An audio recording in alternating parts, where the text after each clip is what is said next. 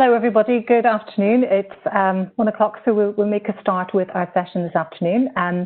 Those of you I haven't met before, I'm Sandra Mulligan. I'd like to extend a very warm welcome to our webinar. As I said earlier, please introduce yourself via the chat box because it's always good to know who's joined us and where you're based.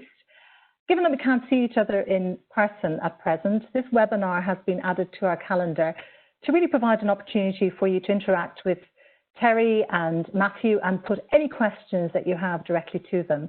And I'm on hand to provide a brief update and deal with any queries in relation to membership and professional registration. Scotland has hosted many presidential visits over the years, and when we host face-to-face visits in the region, a relatively small number of members have the opportunity to interact directly with the President. One of the advantages of a virtual event is that many more members can take advantage of the opportunity to engage directly with the President from the comfort of your own home office, of course. So thank you very much for joining us this afternoon, Terry. As the title suggests, it's an informal event and one which we hope will inspire you to get more involved with your institution. Some members have already been in touch with their questions, but please do feel free to add your own questions, whatever they might be, via the chat box, and we'll work through as many as possible of them during the session. The questions will come directly to us. They're not visible to all of the participants, so please don't be shy. And before I hand over to Terry, please allow me to say a few words of introduction about him. He's a chartered mechanical engineer and fellow of the institution, and he's served on many of our committees over the years. He's been a member of the trustee board for 5 years, vice president for 4 years, has chaired both the Technical Strategy Board and also the Regional Strategy Board, and he's also Chief Judge for the Formula Student Competition. Outside of IMechE, Terry has had a very long and successful career in the automotive sector, working at Leyland, Myra, and later Hariba Myra, and he very much understands and can relate to the pressures members face in their day-to-day jobs. He is also a member of the National Advanced Manufacturing Supply Chain Initiative Programme Investment Board. And outside of work, he's also a keen mountaineer and fell walker. He's trekked to Everest Base Camp, and he also likes to restore classic cars. And I think it's fair to say we've already seen a very positive change with the introduction of Inside Track. So let's hear more about it and his plans for the future. So over to you, Terry. Thank you.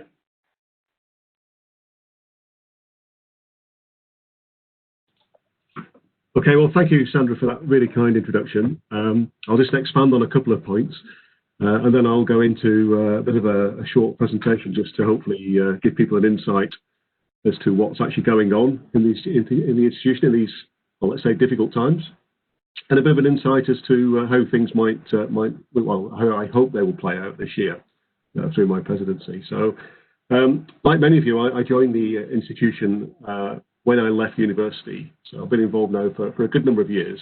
And I suppose like you, many of you on the call today, I was very, very passionate about the institution, and I still am today as much as I was on day one.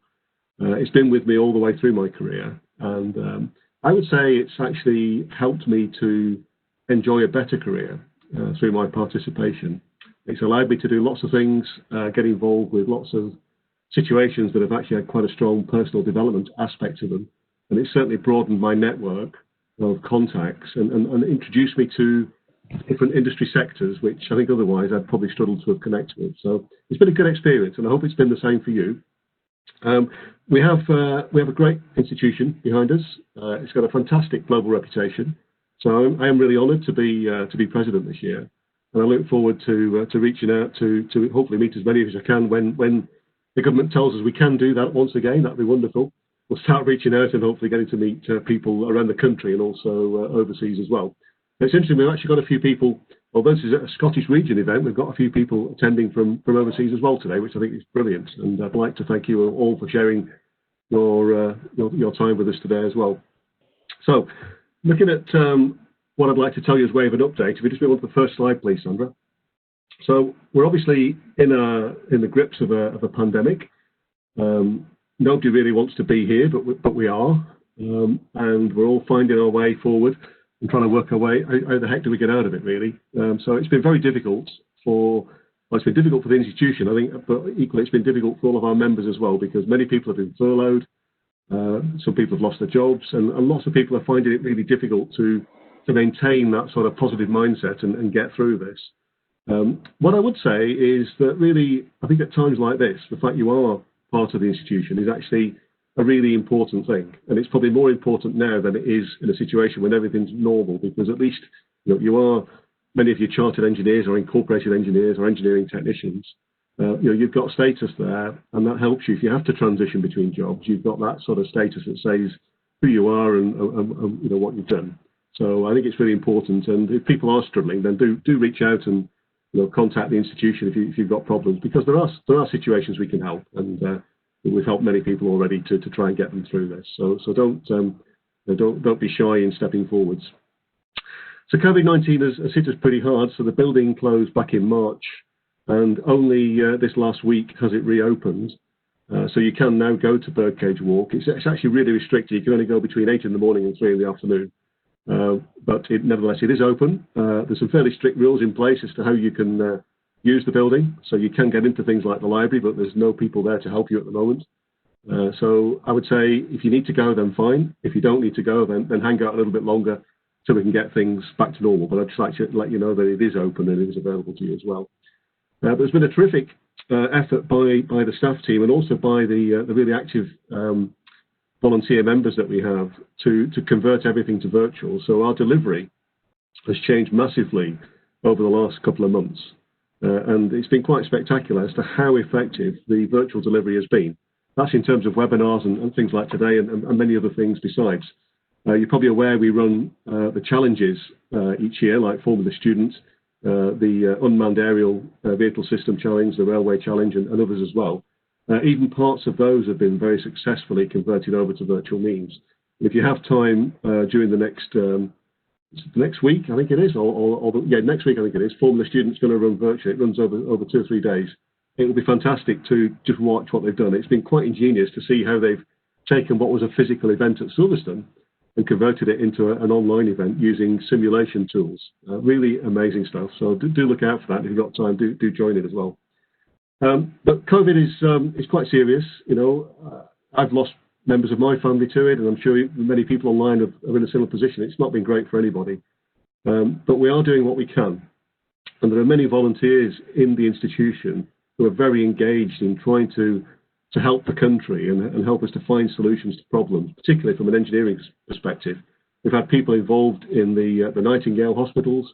We've also, as you can see on the screen there, we've got a COVID task force, which is a cross-institution group of people who've come together, looking at all aspects of it, looking at perhaps guidelines for how companies can make buildings safe before they reopen, to make sure that the virus isn't going to unintentionally spread when it could actually be restricted and protect more people. So lots of great things happening there. And if you look at the website, you can find out, if you think you've got something to contribute to that, you can find out how to engage as well. Next slide, please, Sandra.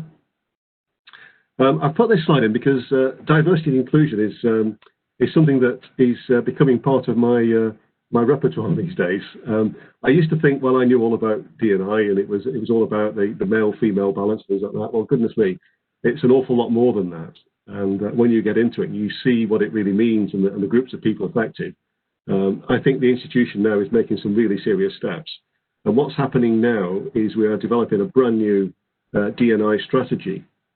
And I've been part of one of the focus groups where we've been interviewed, asked our opinions on different things, and it's quite illuminating to realise how little you know about this particular subject.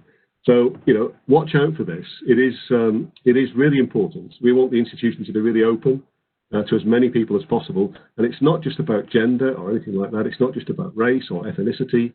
It's even about things like how you can access the website if you've got any dyslexia or any other issues like that. So our website now is much more friendly to people to be able to access it. Even things like our building. So I did a session on Twitter open to people a few weeks ago, and one of the main questions that came up was people in wheelchairs can't easily access our building. And it is true. Well, we have got things to allow them to get in, but they don't have the independence. They need assistance to get in. So we've got all sorts of things that we need to do. So it is a big topic, and we need to get on top of it. And with what happened with George Floyd over in the States, that's made a lot of people think about this situation even more. And we've had a lot of people who've approached the institution saying we should actually make our statement very clear as to where we stand on all this. We've taken our time to reflect on this and done quite a lot of work behind the scenes, and you will very soon see a statement from the institution regarding this and the organisations that we're partnering with to improve our own performance in how we engage with the minority groups. So lots of good things happening there. Next slide, please.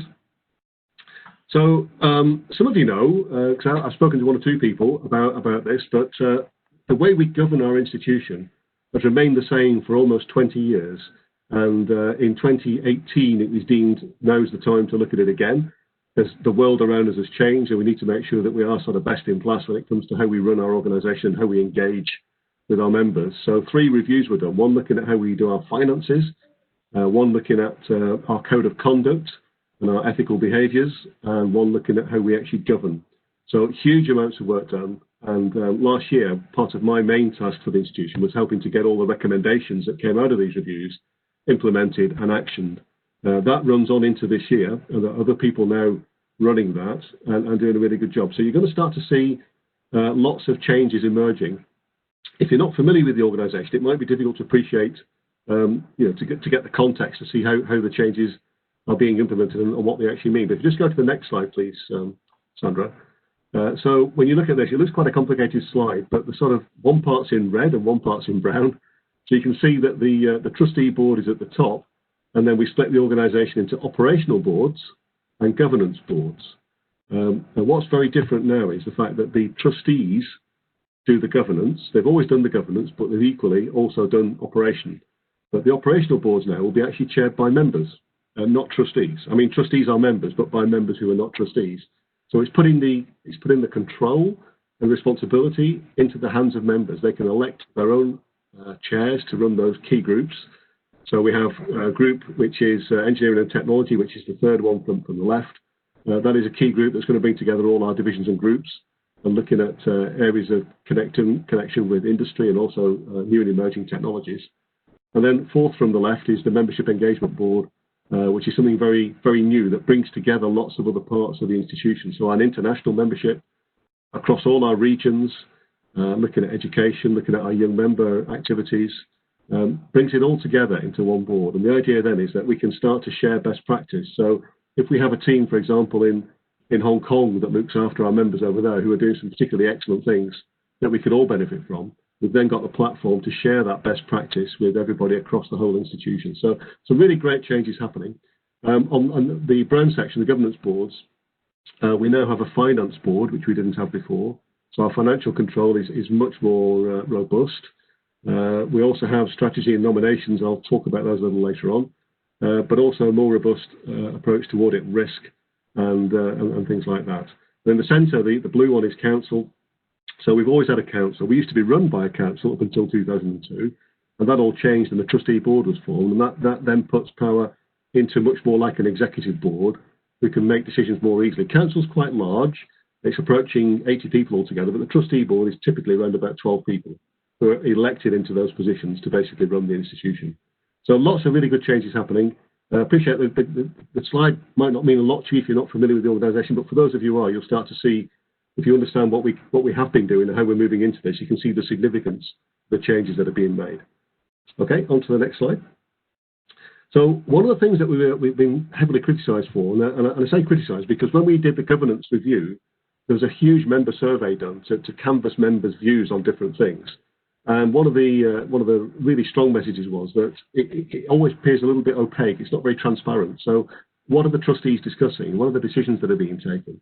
So one initiative I brought forward, and it's just happened this month, is after every trustee board now, we're going to issue something called the Inside Track, and it'll be a summary of some of the key points that have been discussed at the trustee meeting. It'll give you a much greater insight into the way the institution's being run, the issues that are being debated, and where we can, where we've not got major confidential issues, we can be as open as we can to show you what's going on. And the idea is it's a two-way communication as well, so we can give people the opportunity to engage and feed back to the trustees any concerns they may have or any clarifications they would like to see. So it's early days. It's gone out on our social media platforms. It is in the process of going out to every member by email, So you will see this pop up in your inboxes. You're not going to be spammed all through the year with this. So it's an opt-in. You get the first one. If you want to carry on receiving it, then you'll just have to tick a box to opt-in, and we'll then email you inside track. And there'll probably be about 8 or 9 issues through my presidency as we go forward. Then we'll move on to somebody else. Okay, next slide. So this is my final slide. I'm just going to give you a hint as to some of the things that are really important to me this year, the things that I'll be putting a lot of my time into. So I've spoken about governance already, and there are many aspects of governance, but I think 2 really important ones are looking at things like strategy. So how the institution sets its goals for the future. We've always had a strategic plan. I think the difference now is that it's going to be much better informed, much more outward facing, and a much greater opportunity for other people to help to input and drive the strategy. So lots of changes happening there. The people who will drive that strategy will sit on a committee called the Stratcom, or Strategy Committee. Those people will be selected because of their skills and their experience. So we're not just going to nominate people because they would like to be on that. We're going to look for members who have the right sort of backgrounds, the right experience to really contribute to our strategic process. And that's going to come from our nominations committee. And that's not just going to apply to strategy, it's going to apply across all our major boards and committees. It's a bit like a talent spotting organisation, a headhunting organisation, if you like, where we're going to be reaching out to our members and looking for people who've got particular skill sets and trying to encourage them to step forward to volunteer for some of these senior posts. But it's quite transformational. I mean, I've seen how it worked previously. I've seen how it's intended to work now going forward. And trust me, it is a huge difference. And I hope that people will start to appreciate the fact that they can engage with the institution on many fronts. That even at a senior role, if you want to do that, you'll have people to talk to who can give you some guidance as to how much time you need to put into it, what sort of commitment you need to make. And then we can be sure that we've got the right people in the leadership roles to make sure the institution progresses in the future. I'm very keen that we really start to focus on our members more in a very proactive way, particularly overseas. I think our overseas international membership is growing, and I think we need to really be mindful as to what we actually give our overseas members in the services that we provide, and do as much as we can to make sure they're properly engaged. We now have international trustees and international members on council and many other areas. There's always more we can do. So during my year, I'll be looking at things from an international perspective. In terms of relevance, well, you might have heard the word relevance before in an institution context, and it was often used to describe the potential merger of our institution with other institutions. And that might be in the future something that becomes obvious that we should do or not do. But for now, relevance to me is more about making sure that we connect with what people do in their everyday lives as engineers, making sure that the technology groups we have match the technologies that are currently out there in industry, and that our divisions map industry really well. So I think there's things we can do there to really improve our relevance. On policy, well, we're going to be looking at how we can get as much out there to tell people what we do as engineers. We do lots of great things. We don't lobby government quite as much as we used to do, but I'm quite keen to reverse that, because I think now that Brexit has happened and we're emerging from the pandemic, I think the government's all ears to hear some really great suggestions as to how we can move the agenda forward, and engineering should be part of that. So I see it as my role to try and make sure it is. And then finally, and perhaps for me most importantly, I want to see more and more young people engaged in what we do in the institution. So yeah, there's work to be done to try and get people to study the right things, and that's happening so they can become engineers. But when they are engineers and they're engaged with the institution, I want to see more of our young members really driving the agenda inside the institution. It's their institution, and most of their career is going to be hopefully spent engaged with it. So it's only right they should have a say in what it is. So I'm going to stop there and hand back to Sandra. I hope that was of interest to you, and I'm very happy to take some questions later on. Great.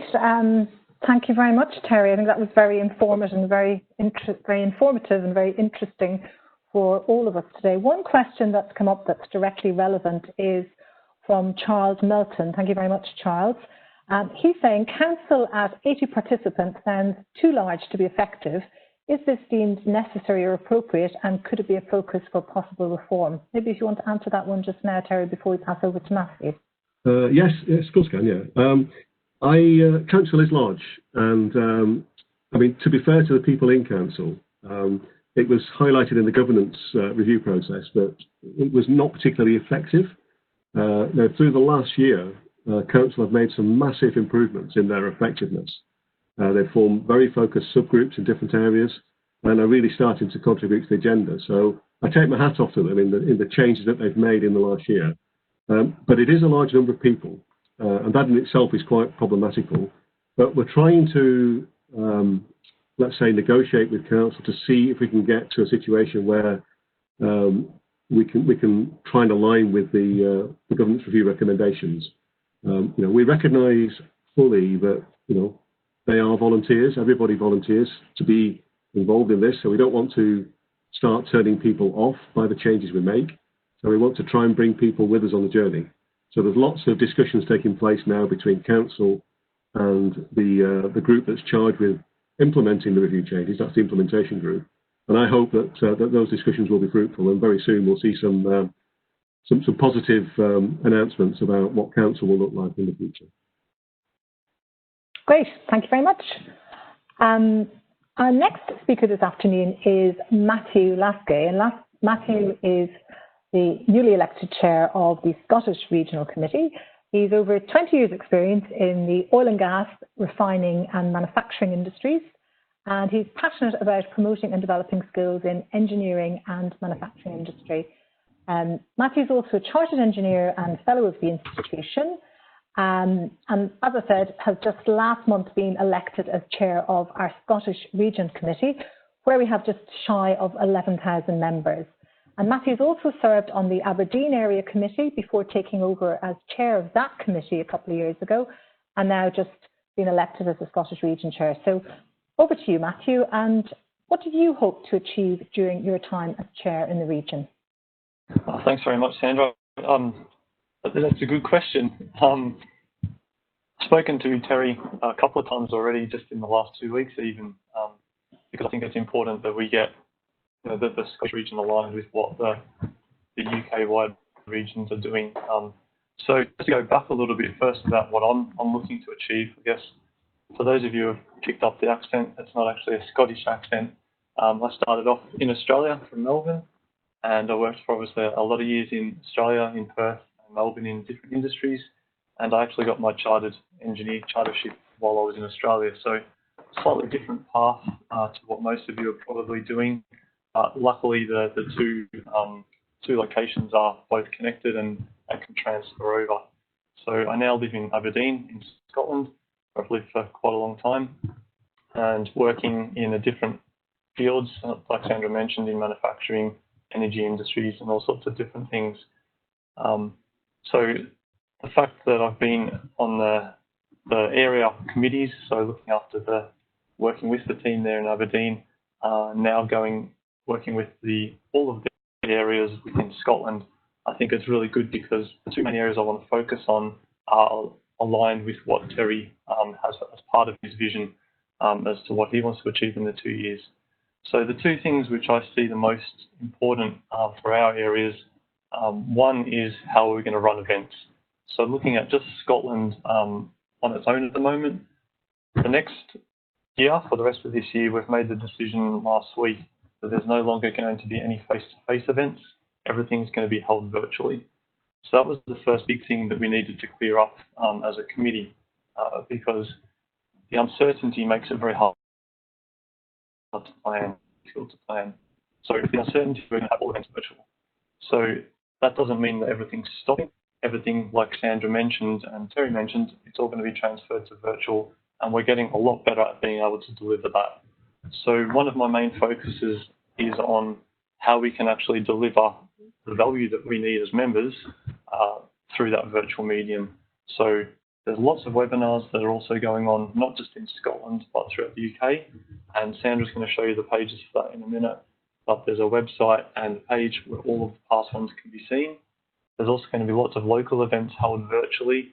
And hopefully we can do more of these types of events where we get to talk amongst ourselves and see what the members really need and help connect with that.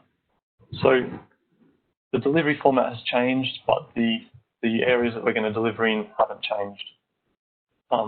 It's just going to be virtual for the time being. Unfortunately, that also means the yearly dinner in October in Glasgow has been cancelled for the year, and that'll be held hopefully the same time next year. It just wasn't really practical to hold the same event in the format that it is. So that's part of what I'm looking to work on in answer to Sandra's question. The second part is that I want to help member engagement.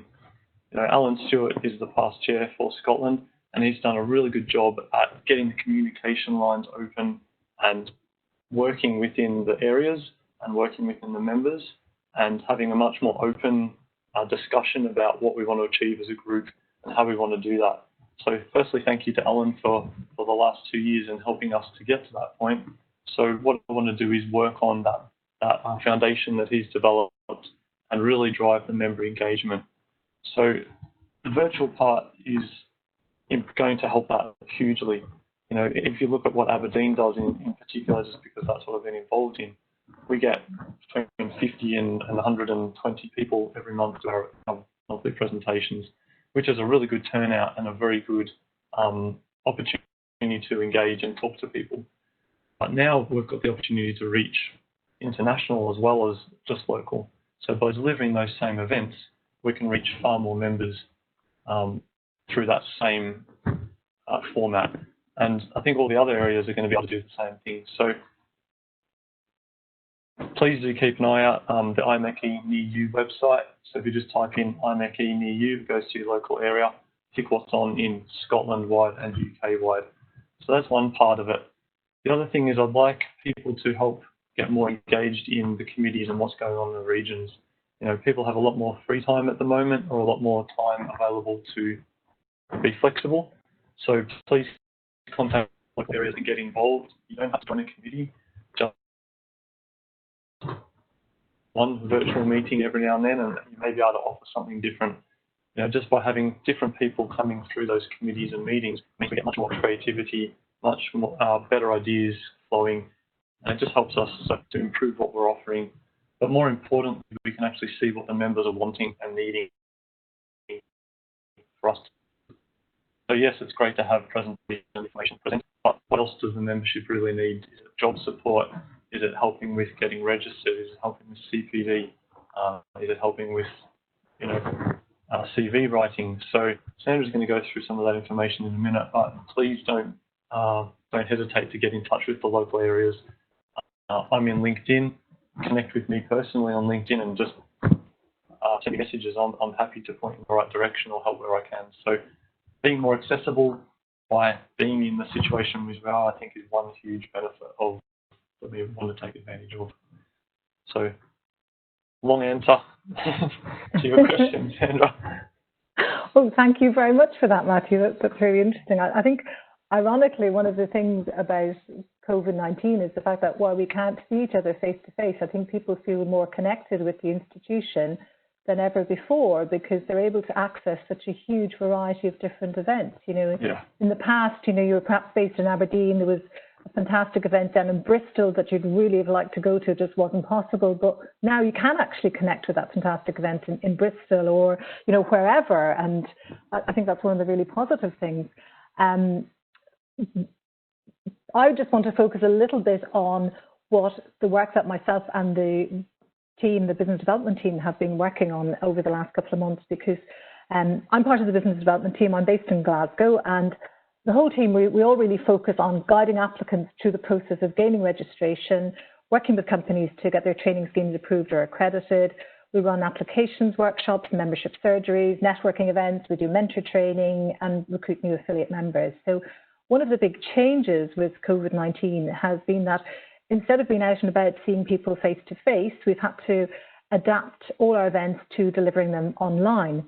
And feedback has indicated that those workshops are going well. It's a little bit different, but it's going well. People are getting the interaction, the feedback they want, etc. However, as it happens, last week I got in touch with some people who'd attended workshops earlier this year, just to check in with them, see how they're getting on with their applications, etc. And I was very surprised when a number of them came back to me and said, oh, I haven't actually completed my application or submitted it, as I thought you weren't actually doing any interviews at the moment due to COVID.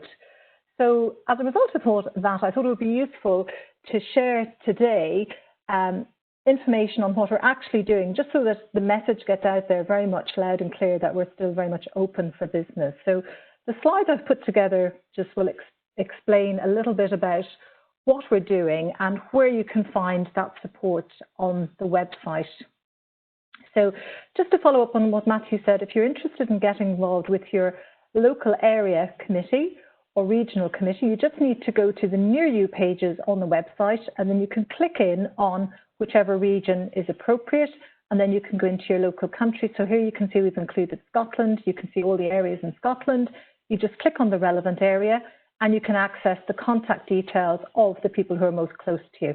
So that's if you want to get involved in a local sense. You can, of course, if you wish, get involved with our divisions and groups. You can see I've just taken a screen grab here of some of the division and groups contact pages on the website. Again, if you go into those pages, you'll find the relevant contact details. And these committees are always looking for new people. We're always looking for new blood, new ideas, new ways of doing things. So please do get involved if that's something you feel you'd be interested in doing. We've included all of the webinars that we do on Webinar Hub. So you can see there details, for example, of an event which is on next week, which is all about upgrading to EngTech membership for students in particular. The jobs market is very competitive at the moment, so there are many students out there who have graduated, are hopefully going to apply for associate membership, but I would suggest looking at EngTech membership as well, because it's an additional qualification that they can get onto their CVs. You can see Formula Student is also on next week as well. And if you scroll down this page, you'll see there's more details about all of the other events that we have on, including our membership and professional registration workshops. So we've got a whole variety of different workshops available, which are completely free of charge for applicants to attend. So we cover, for example, there's one on CPD tomorrow, which is full. There's another one on next week on CPD. There's also applications workshops where we can help you write up your application. We do workshops on NPDS tips. We do workshops on preparing a career learning assessment application, on preparing for the professional review interview. So the message is really that if you or any of your colleagues indeed need help, we're here and we'd be delighted to help you. So don't hesitate to get in touch. You can access our contact details there. So please do get in touch with us, because we're here to help you and very much open for business, as it were. So this is, again, on the same page, you can see details of the webinars, which you need to register to attend. And you can just get in contact here with your local BDM. We're based in the UK, but we work globally. And indeed, that's one of the interesting things about doing workshops. Normally, I just deal with applicants in Scotland, but because we're doing things virtually, at a workshop I ran recently, I think there was only one applicant from Scotland. The rest were based throughout the rest of the UK, Australia, Dubai, and New Zealand. So it's an interesting perspective to deal with applicants outside of the normal region. But tons of help and guidance and advice and support is available to you.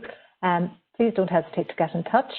There's also still time to enter the Apprentice of the Year competition. The closing date for that has been extended to the end of July. There's a £1,500 prize up for grabs, so that's definitely worth considering.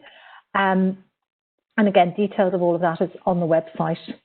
The other thing I wanted to draw your attention to today, please, is the support network, because I'm surprised, I would have to say, to find out how many times I mention the support network to people and they say, oh, what's that? Support network is there to help any member that finds themselves in a time of need.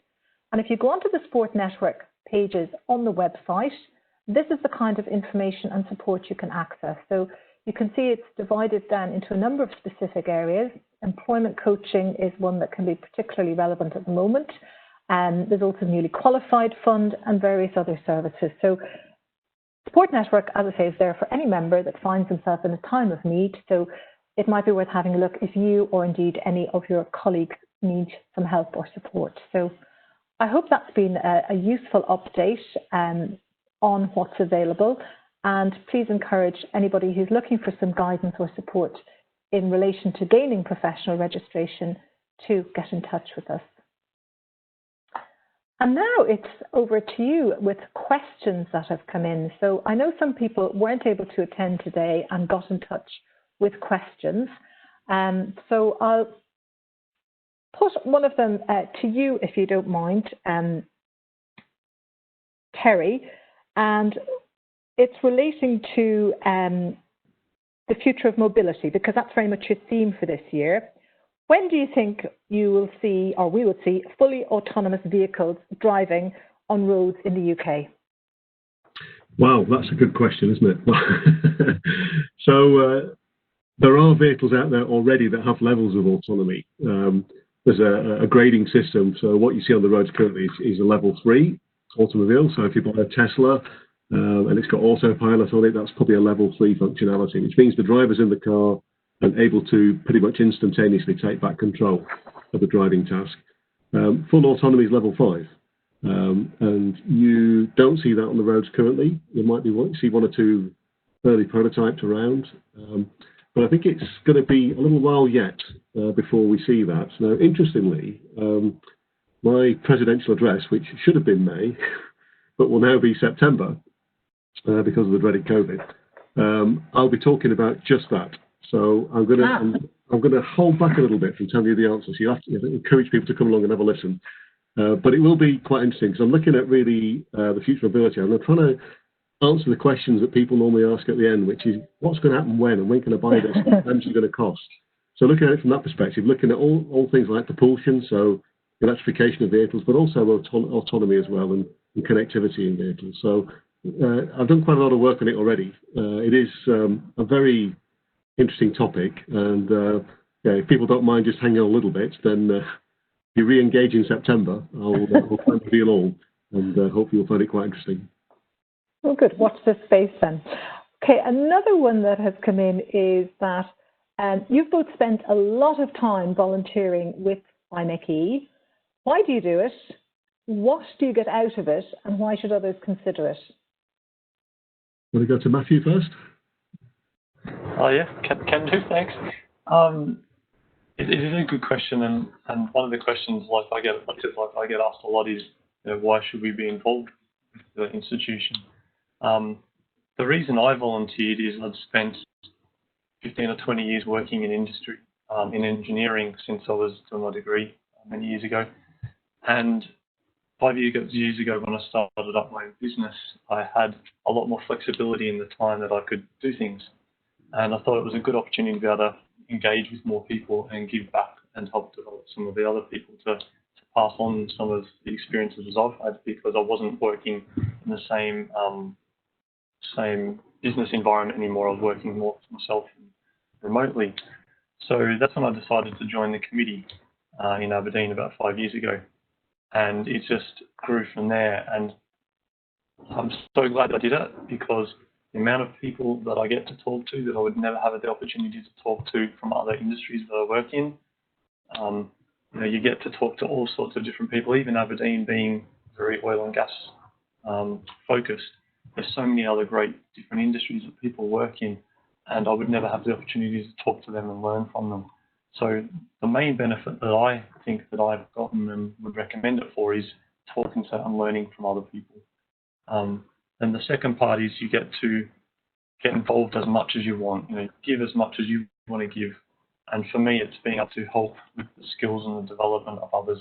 So working with the training teams in London, working through the schools, going out to the classrooms, apprentices, and all sorts of different things. So it's been kind of re-energizing in a way to be able to get back to those foundation levels and help develop others and work with others and learn from them myself as well. So they're probably the two biggest reasons, I would say.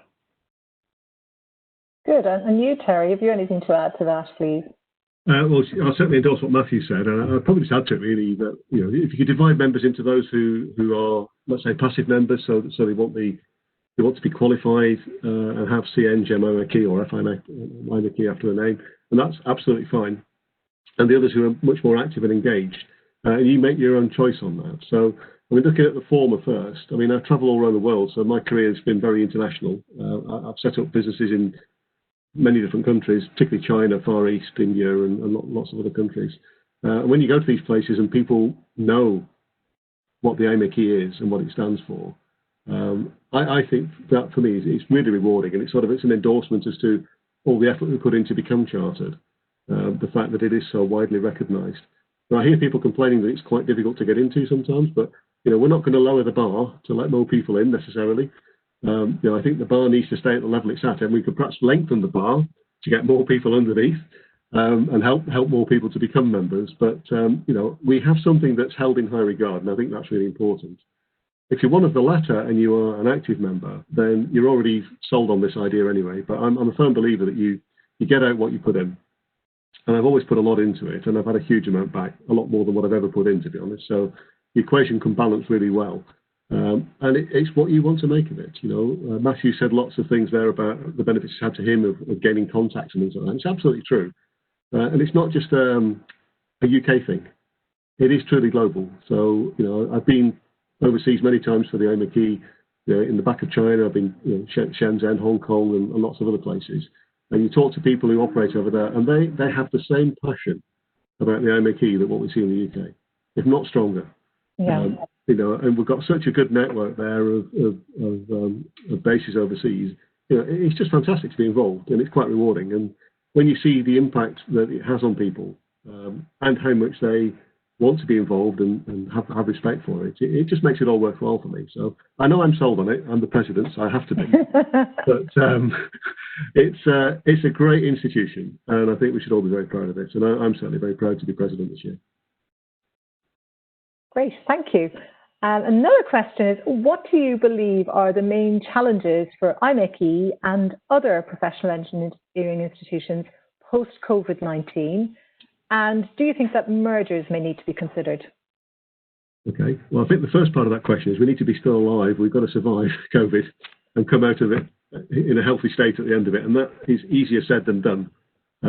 It has all sorts of financial challenges with it. We all know that. And I would report with some confidence that we're doing okay. So all the things we need to do to make sure that we emerge in a good state are being done. So it is being well managed. I think we need to look at all sorts of scenarios in the future. And I hear people talk about mergers and things like that. And I think for me now is not necessarily the right time. I think we collaborate with many other PEIs, professional engineering institutions like IET and ICE and so on, and they are themselves great organisations, and we seem to find a way of collaborating to mutual benefit at the moment on quite a broad scale. And I think that is the secret, because when it becomes obvious that the close working is just a natural way forward, then perhaps that's the time to think about things like stronger connections or even mergers.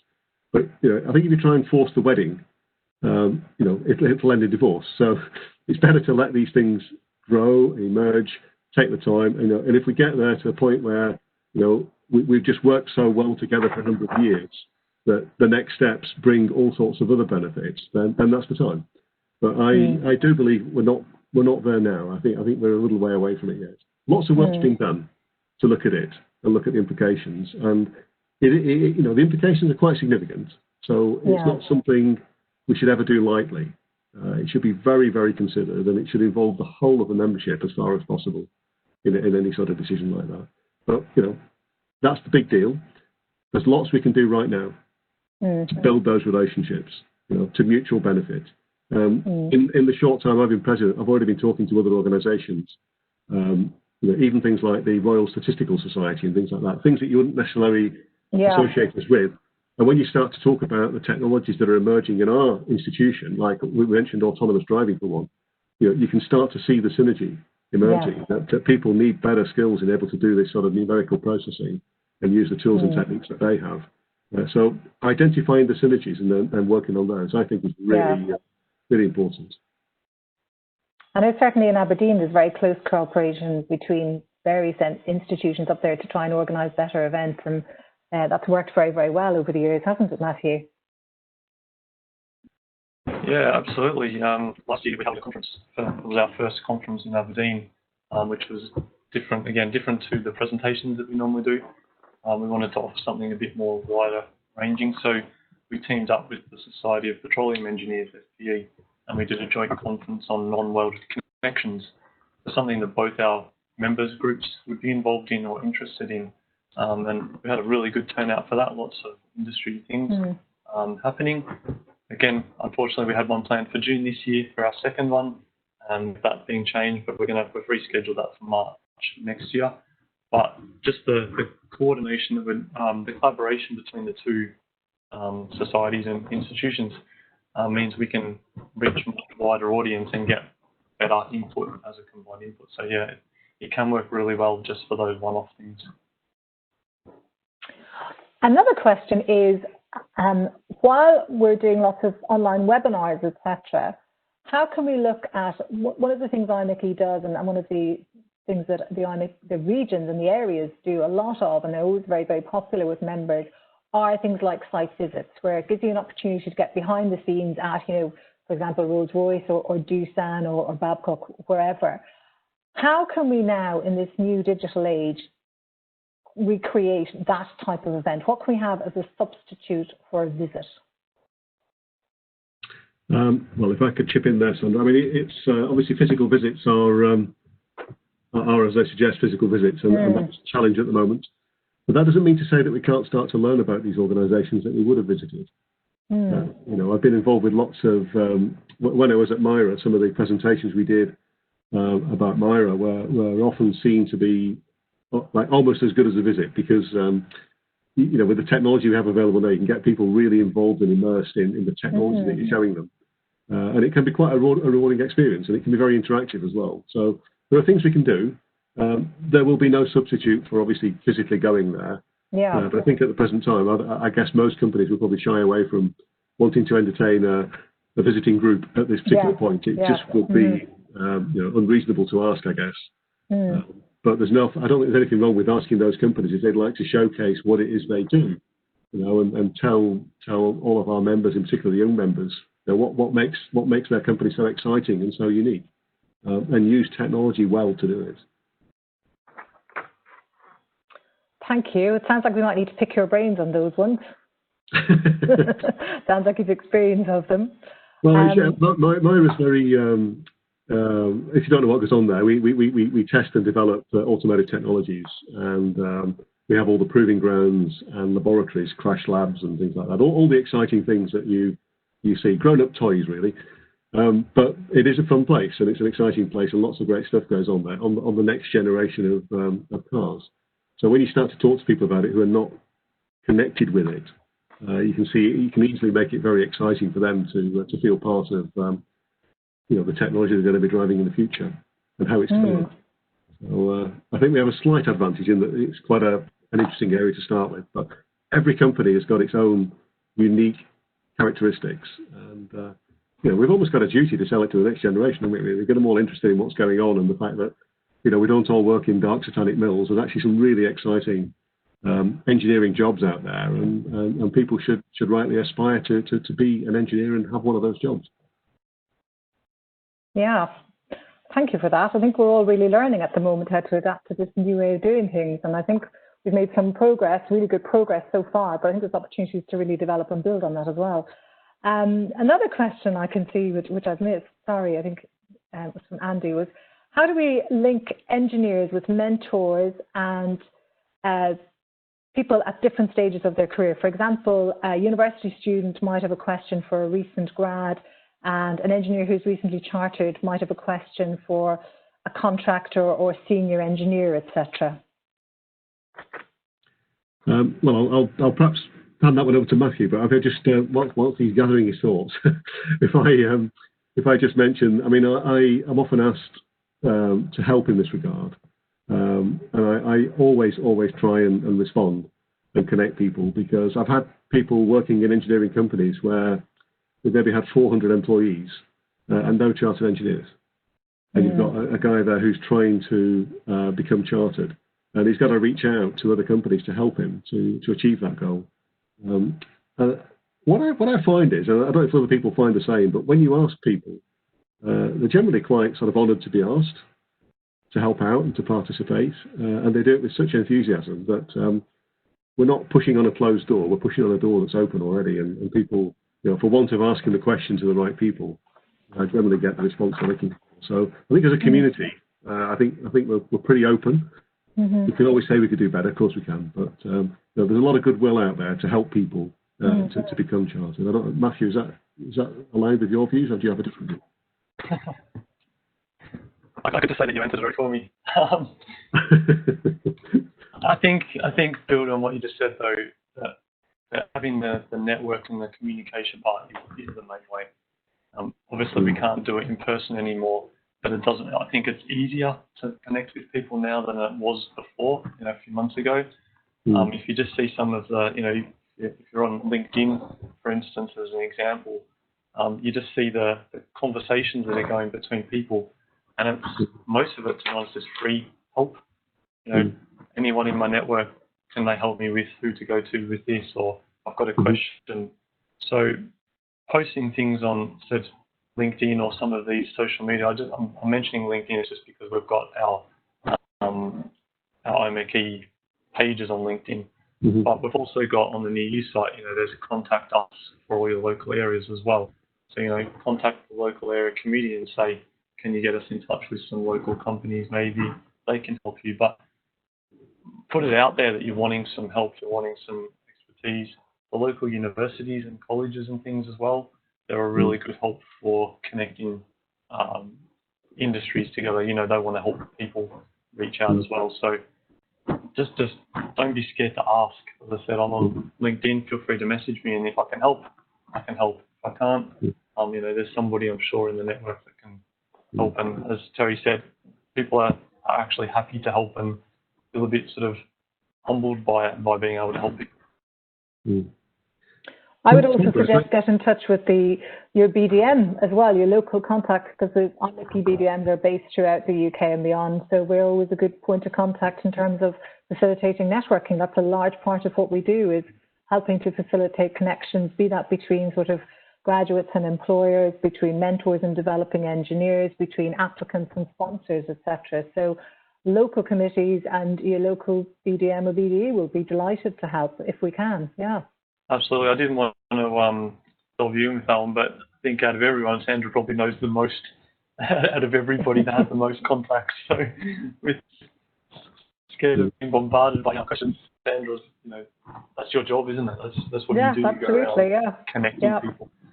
Yeah, so. And the part I really, something I really enjoy is the job as well. So I'm very lucky to be able to do that and enjoy doing it. And I think LinkedIn is really good in terms of helping with that as well. Another question that's just come in is, why is the title engineer not protected? Oh wow, that's a good question, and it's one that pops up quite frequently. Yeah. It's actually a very, very good question. I think the word engineer has probably been abused, and it's used to describe quite widely a lot of people who are clearly not engineers, but they use the title, and that makes it very difficult then to bring it under control. But what I see are scenarios now where the need to protect titles and to license people to practice is starting to emerge. I mean, one example was the Grenfell disaster, when people started to look at the qualifications of the engineers who designed the cladding systems and things like that on the building, and starting to ask, should these people be regulated? So we might find that in certain areas of the wide scope of engineering, that we start to see things emerging which are effectively protecting the titles that people have and the way that they're regulated or licensed. So it is starting to happen. I talked to many people who are really passionate about this, and it is difficult to answer the question. I know many people have spoken about it before. If there was a way I could influence it this year in some way, I would absolutely do that.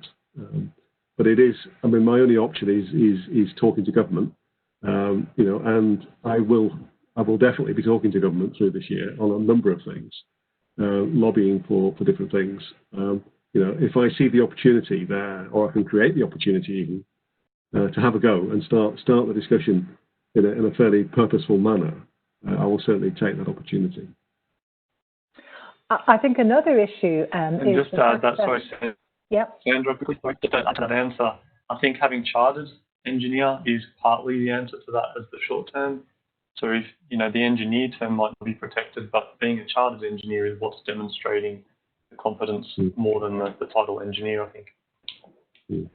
Well, that's what I was just about to say, is the fact that engineer is not protected. An engineer is used in common parlance. So that means anybody can call themselves an engineer. So that's why, you know, the guy or girl who comes in to fix the photocopier, for example, calls himself an engineer. And you'll every so often get engineers sticking a sign on the photocopier and crossing out the word engineer and writing in the word technician, you know. But really, I think we need to be much more vocal and use the titles chartered engineer, incorporated engineer, and engineering technician much more widely, so that Joe Public becomes more familiar with the title. You know, the public is familiar with the title chartered accountant, but less familiar with the title chartered engineer. So I think it's about awareness, but I think engineers and the institution has a big part to play in that, in terms of getting our members to be more vocal and to use their title more regularly, more frequently on email signatures, etc. You know, often I'll get approached by applicants who are looking for a sponsor, and I'll say to them, you know, well, why don't you speak to Fred, for example, at your company? He's already a chartered engineer, but Fred doesn't use his post-nominals in his email signature. So his colleagues around him, for example, don't know that he's CEng. So that's, I think, another big part of it as well. It's a debate, I think, that we could go on a lot more than we have time for today. But I think as engineers and members of the institution, we really have a role to play in that. Mm. I remember a couple of years ago actually being at an event in London, and there was a Spanish engineer present, and he was very, very vocal and very, very emotive about the fact that British engineers weren't standing up and protecting the title, because in Spain, in his home country, the title was very much, if I remember correctly, ingénieur, which is very much linked into ingenuity, and it does have the respect and equivalence of sort of a doctor. So, yeah, that's something I think we need to work on, that does come up frequently. Mm. And just on that as well, Sandra, that I think the term mechanical engineer as well is a bit more confusing. So I was teaching some high school students, I call them high school students, a while ago, and it was the first subject they were doing, a foundation apprenticeship. It was the first subject they were doing, and I said to them, right, why did you decide to take on the apprenticeship? Why do you want to be an engineer? And they said, to make lots of money. I said, okay, good. So what do you think a mechanical engineer does then? And they said, fix cars. And that was the two answers. So I think it's a make money job, but all you're going to do is repair cars. So yeah, it's a bit of a stereotype answer, but I still keep getting it all the time. And a fun question for both of you: who are your engineering heroes? Oh wow, that's a very good question. I'll give you my answer, but nobody will know him. It's a guy called Steve Bales. This is because I grew up in the Apollo era, when Apollo 11 and man landed on the moon, and he was an engineer working in mission control. He was one of the guys called Guido in all the guidance computing. And this guy was 26 years old when we landed on the moon, and he was straight out of university, straight into a role. On his say-so, they made that successful moon landing because they had a computer glitch. Right, and people like you know, he was there fresh out of university, but he got to the level where he was trusted, and it was his call, multi-billion-dollar program, and it was his call, and he was 2 years out of university. People like that to me are the unsung heroes in a way, because you never hear of them, but they are proper engineers who've got the most amazing jobs. And I think, you know, they certainly inspired me, and I feel they'll inspire a lot more people. And just as another plug, I will be talking about this in my presidential address in September. And Matthew, who's yours? You could have given me some warning for that question coming up. I probably wouldn't say I have a hero of engineering. I think the things that got me into engineering and the things that keep me interested in engineering is the innovation and the creative side of things. So even things just on the design and the form and the shape of things. You know, you're walking around or driving around or seeing pictures and things, and something that they're inspiring to see, you know, a building or a bridge or, you know, some of the real nerdy things that engineers like, or just a car and an aeroplane. You know, I always wanted to be a pilot when I was growing up.